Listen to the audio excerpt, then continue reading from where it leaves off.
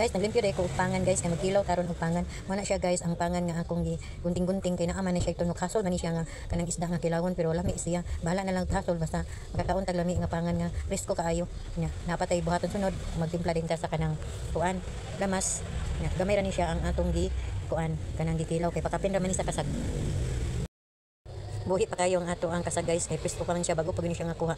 Unya ato din ni siyang gigisal og bombay ahos. Unya ato dayon timplahan. Mga unay yung talami kaya atong pagkaroon niya naritay kinilaw. Wala yung dahang istorya ato daning gisahon dayon ng ato ang kasag kay para atong maluto og masudan na dayon o man na gigisa dayon ni Inday Jocelyn mo na ni siya guys, luto na dayon pila ray pamilok no, bukal good dayon ang ato ang kuan lamig ani ibahog sa kanon iyang sabaw guys. Wow, Yummy! wow.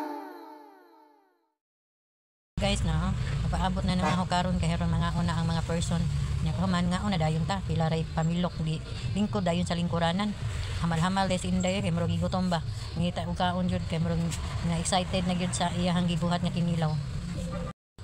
Tanawa guys, di ba lami kay akong kinilaw no, na pipino, kamatis, loya nya naapod tay kanang kuan lato, na kinilaw ni naapod day lato nga kinilaw niya ang lato nga atong kilawon guys, ana apod na nato istuslo sa na ay isda nga gitimplahan na daan kay manang dili kuan ba kasa sauce ana rata diha motuslo sa kinilaw nga gitimplahan nato pangan nga kinilaw, di ba? Lami na kaayo.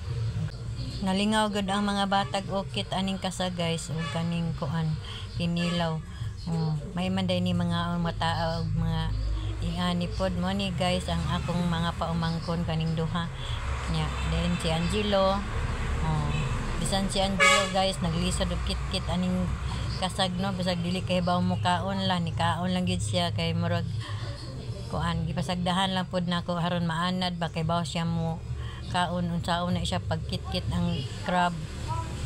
Muna siya guys nagkit-kit na niya nawa tan-aw siya nako na nagkuan siya nga nung taon pag tangtang ani pag ukab ani nga haron makaon niya. Iyan na lang ang giapil kit-kit as tambukog. Nanawa. Iyan ipanguha niyang mga kuan. Yan mga kanipong mga bata kaning duha na ko pamangkon.